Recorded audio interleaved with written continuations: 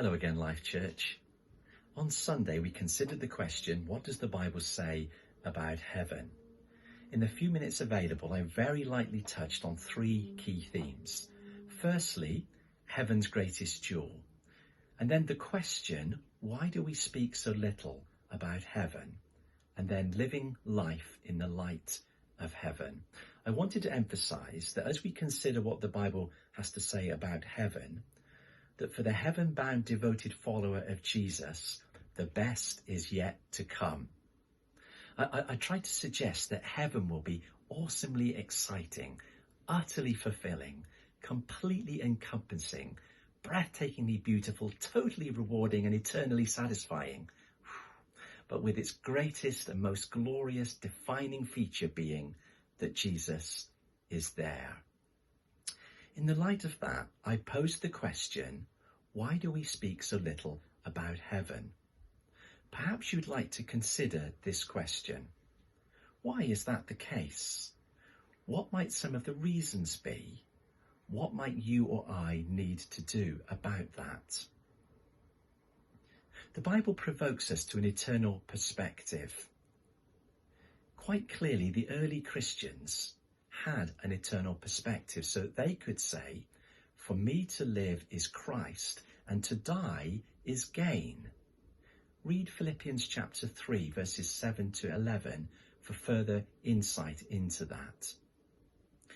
I quoted that somebody had once said that for the devoted follower of Jesus, the day of their earthly death is in fact the best day of their earthly life.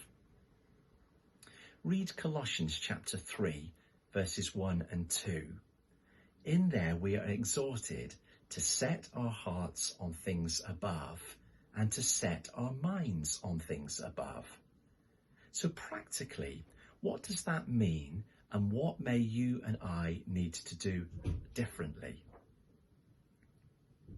I shared that how I found myself repenting as I realised that I put far too much store on the here and now, and that I mourn too deeply the loss of temporary and fleeting experiences when clearly the best is yet to come. But perhaps initially, the most important question that we need to consider is this: how can I be sure that I will be in heaven? Again, perhaps you'd like to consider this question and then make absolutely sure that you can answer it.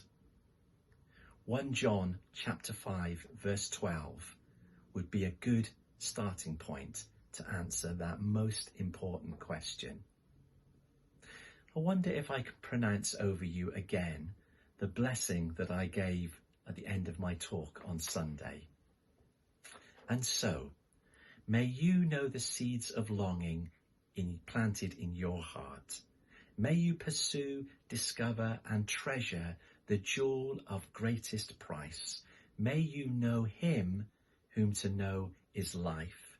May your heart and mind be set on things above.